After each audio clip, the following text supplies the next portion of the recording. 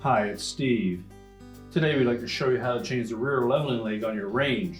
It's a really easy repair. Let me show you how we do it. Now to do this repair, we will need to tilt the Range on its side or on its back to change that part. So the first thing we'll need to do is to disconnect power.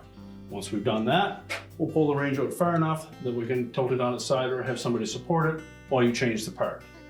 Now with the Range safely supported, before we remove the defective leveling leg, just take note of the rough distance between the base frame and the bottom of that leg so that we can install the new one in roughly the same position.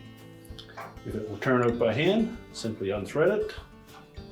If it's really snug, use a pair of channel lock pliers.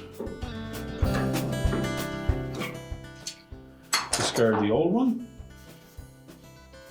Make sure there's no damage to that socket.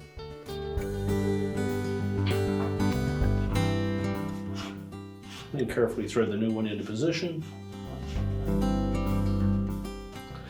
And now we're ready to stand the Range up so that we can check the adjustment of that leg. Once we've made sure that the Range is level, we're ready to reconnect the power, and your repair is complete.